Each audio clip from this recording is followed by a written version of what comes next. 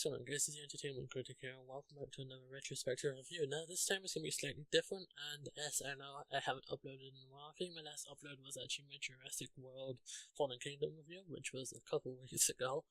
I've been on holiday for a week since, and I just didn't feel like uploading in the week before. I don't know why, but I'm not promising daily, because I don't know if I can do it daily. Maybe every other day, maybe every 3 days, I'm not entirely sure. It's just really going to be when I feel like recording, I'll upload. But I will say that it will be more frequent now that the content will be coming out rather than sporadic like it has been.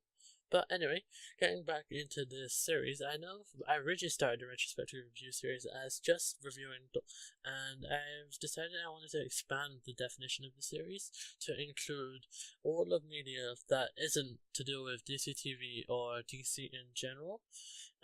Just because most of my content is focused around those 4 main shows, so I'd want to have another series which is different to that, which doesn't include those shows. So this is going to be basically anything to do with media that I've seen in the past that I've gone back to rewatch, and I'm going to give my opinion on what I thought of it after rewatching it. So this time around, it's going to be another TV show, and it's going to be from Merlin, which is a British TV show which ended in 2012, I believe. It was ended on series 5, and I personally love this show, and every single season I thought was really good. This specifically, we're going to be talking about the season 4 opener, which was the 2-parter. Apart from series 1 and 2, I believe series 3, 4, and 5, all of the openers and season openers were actually 2-parters. And this one is called The Darkest Hour. So, getting straight into it, this obviously takes place after the events of series 3's ending, which is where obviously Morgana took over as the throne of Camelot, and then she was dethroned, and she did it through the Cup of Life, which basically gave her army immortal. They were all immortal, and she conquered Camelot, and it took Arthur 19 people who were commoners, and it really set up the legend for the fact that common people were able to become knights, which was something that wasn't really seen to be done before, because it wasn't, you had to be from a noble family to actually get knighthood in the legend. But obviously he knighted Gawain, Percival, Elian, and Lancelot. And I will be talking about Lancelot a lot more later, because he is quite a big focus in this story.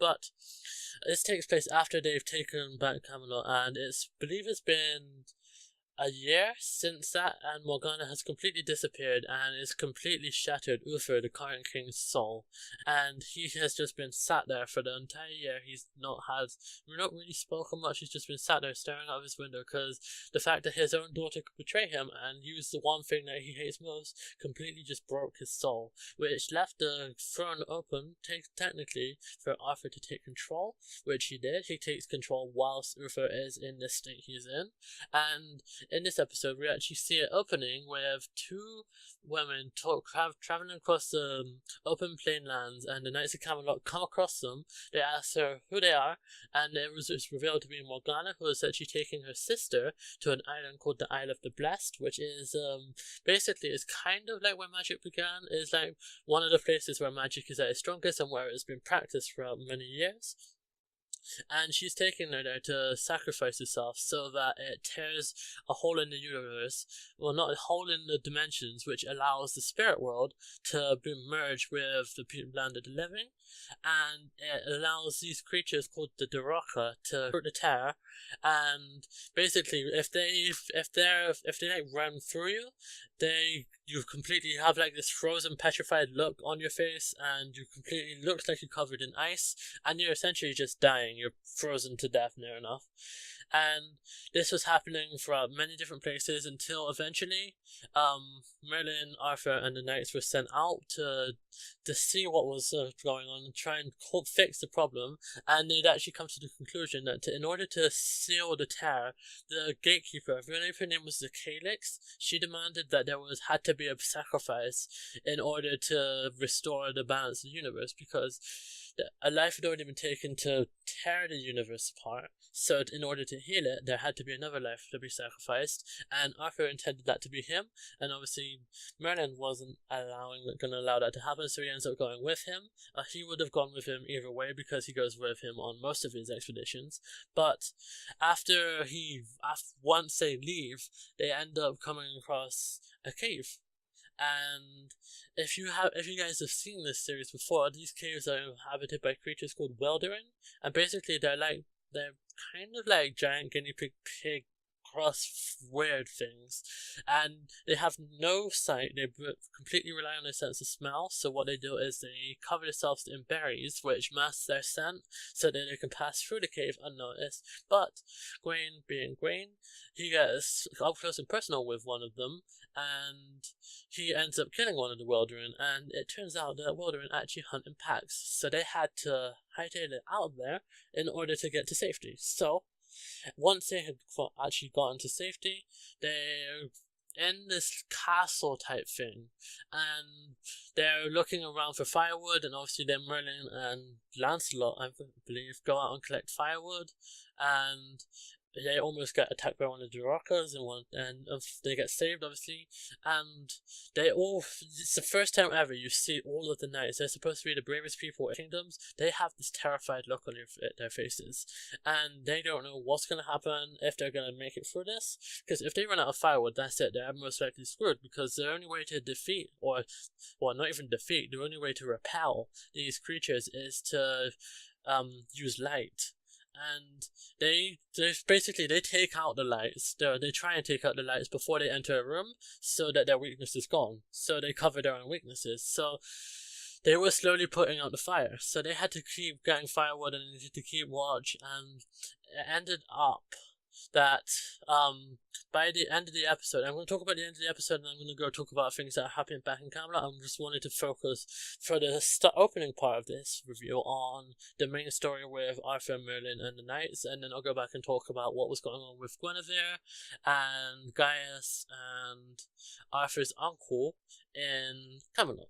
So, basically, getting back to the story, they're in this castle. Merlin and Arthur are alone in this room while the knights are going searching for them, because obviously Merlin and Arthur went to go collect more firewood, and they're trapped in this room, and they have this really moment where they're talking about each other. It's like, if the circumstances were different and Arthur wasn't the future king, maybe they could have been really good friends, but because they are stuck with this servant and master kind of role, rather than being friends. They consider themselves to be friends, but to the rest of the world or to the public, they can't be seen as friends, because in those times and in legend, the people who had nobility were seen as higher than the servants, which is why they had servants. So they had to kind of keep how close they were at a mess, so that it didn't look weird in those times.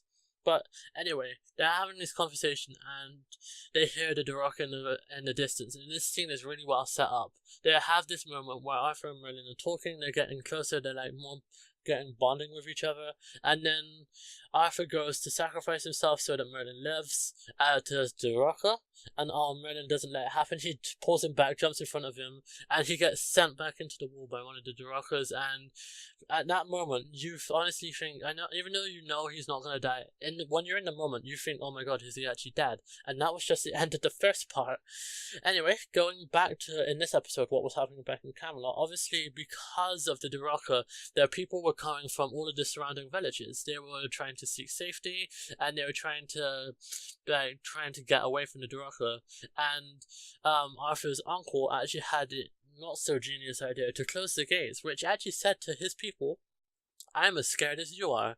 So, once they had closed the gates, they had this thing where Guinevere went to them and actually addressed them, and it's not really seen as a good thing or the right thing to do for a servant to address the court, but she ends up addressing them, telling them that by closing the gates, he just said to his people that he was as scared as they are, and she just told him the truth, and she ends up actually convincing him to reopen the gates, and that was, I think that really shows how strong of a character she actually is, that she can talk him out of a decision that he'd already made.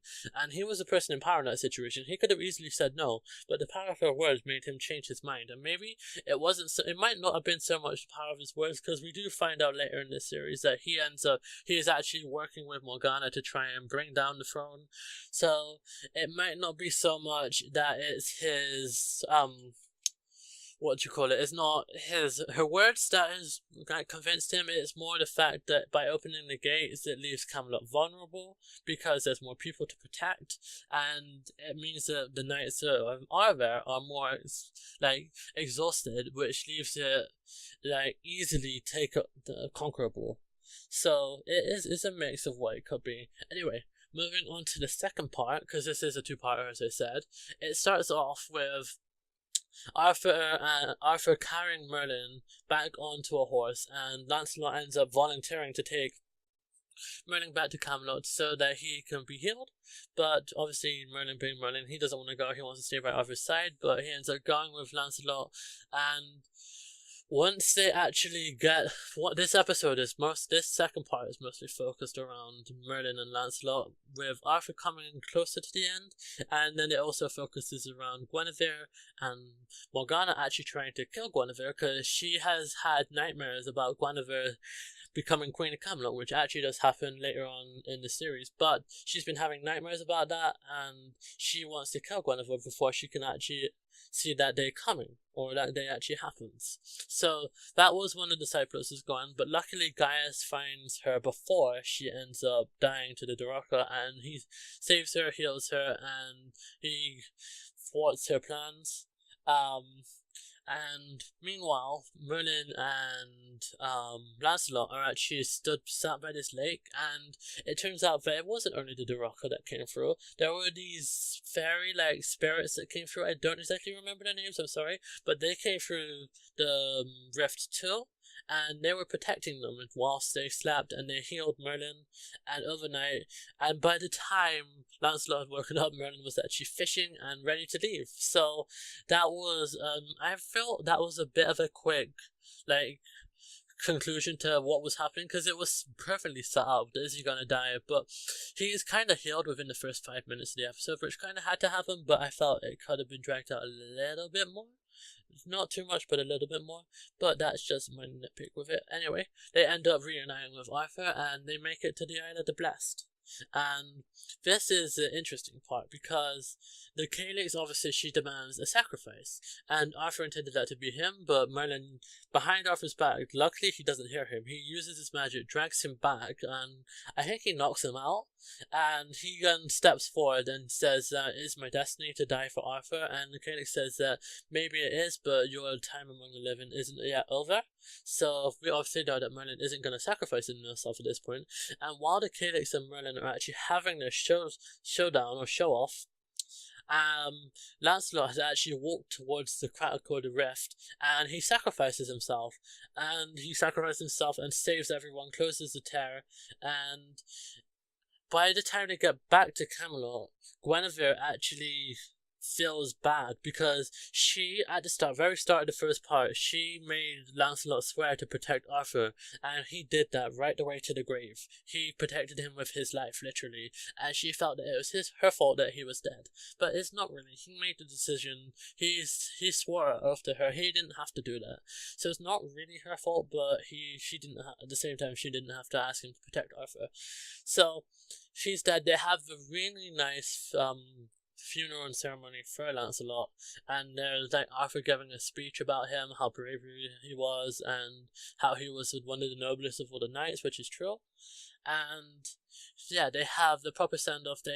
I believe they burn his sword. Well, no, they burn his armor, and they give him the proper knight's burial, which I believe is just being burned. I'm not exactly sure. It's either being burned or they buried them below the castle. There's one of the two. I know the royalty, they get put out on the boat, which the boat then gets set fire to. That's what happens to Arthur by the end of Series 5. Spoilers, but if you're watching a review for this, I'm assuming you've already seen all of it. But yeah, by the end of the episode, they end up having the funeral for Lancelot, and it's sad. And overall, this was a really good opening, a really strong opener to Series 4. And personally, Series 4 is my favorite season of all of them. It is the season where, spoilers, Arthur does become king, and it begins to shape out more like the legend actually was than the first three series. The first three series, I kind of see a setup getting to this point of Arthur being king of Camelot, and that then caused that him becoming king of Camelot was, I felt it was the right time for it to happen. Maybe it could have happened in Series 3, but Arthur does end up becoming king of Camelot in this series. I believe it is in the next episode, where Uther actually sadly ends up dying. I don't know when I'm actually going to get around to reviewing the next episode, because I don't do them in order. I just randomly watch an episode of which I feel like watching. Might not necessarily be in order. So who knows when I'll review Merlin next, or when I'll review the next episode. The next episode could literally be anything. But if you enjoyed this new expanded definition of my retrospective review series, please do hit that like button. Your support is very much appreciated. And subscribe if you're new for more videos to come. And I'll see you guys in the next video. Peace.